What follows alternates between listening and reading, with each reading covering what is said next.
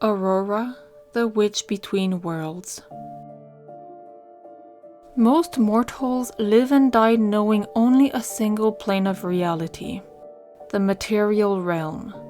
However, this view reflects just half of existence, running parallels in the spirit realm, invisible to many and just as vibrant and full of life. Yet, deep in the frozen tundra of the Freljord, there is a Vestaya who lives in a blended world of her own.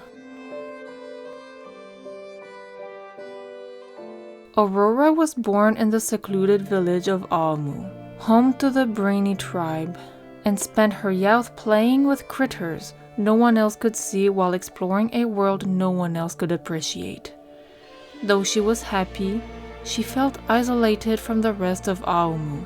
Even her parents didn't understand her, believing Aurora's friends were merely imaginary. The only Brini who wholeheartedly embraced Aurora was her great-aunt Havu, who always entertained her stories, fostered her passions, and encouraged her to celebrate her individuality. So Aurora learned to be herself and reveled in her own company. As Aurora grew older, she realized something. Her invisible friends were not imaginary, but spirits.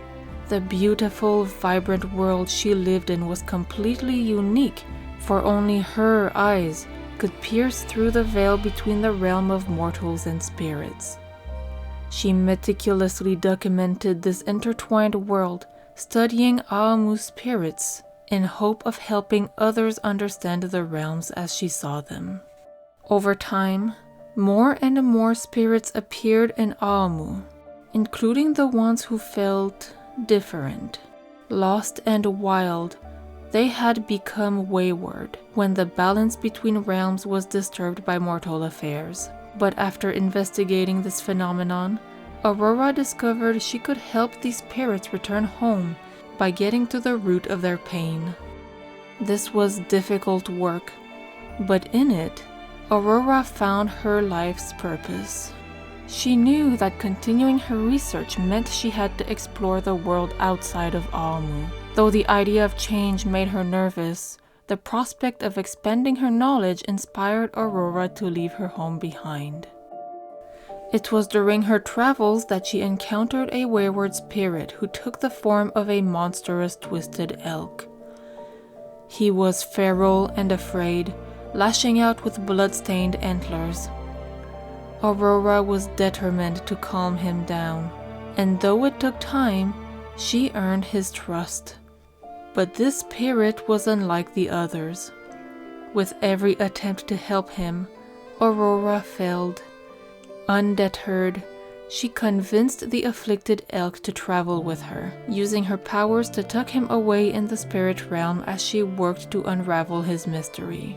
Having come across a number of spirit walkers as she traversed the Freljord, Aurora sought their advice, believing their ability to channel spirits may shed some light on what plagued her wayward companion. However, they too were at a loss, suggesting she find Udir, the tundra's most powerful spirit walker. Udir needed just one look to recognize the immense power of Aurora's spirit friend. But the fearsome elk was too lost to commune with. Instead, he encouraged her to ask the demigods for answers. Aurora decided to first search for the great ram, Orn. She traveled far through ice and snow to study the artifacts of his followers, the Hearthblood, hoping to learn where they had worshipped him. Only through her persistent research was she at last able to discern the location of the Hearth home. But where once stood a grand settlement was nothing but ruin and rubble. Aurora knew this was not as it appeared. Using her ability to open a doorway between realms, she stepped inside and was met with the great hall of Orn's forge, alive with roaring fire. Orn was not receptive to his new visitor. But in time, he realized that she, like him, valued solitude and quiet. As he grew to trust her, Orn finally shared the name of Aurora's companion. Herstrir, one of Orn's siblings, Hestrerk, as he was once commonly called, was originally a powerful demigod. But with the waning worship of the old gods, many demigods had lost their identities and become distorted shadows of who they once were. This revelation about her wayward friend brought Aurora one step closer to helping him find his way home, but there was still a long journey ahead of her. From Orn, she learned about Isjarn, the cryophoenix who guides and protects the land while enduring an eternal cycle of birth, life, and death.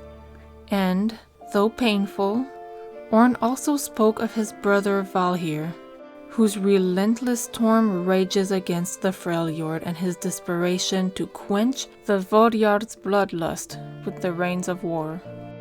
Believing these demigods hold the key to Hellstrike's recovery, Aurora has left Hearthhome and now traverses through the material and spirit realm of her frozen homeland in unwavering pursuit of their knowledge.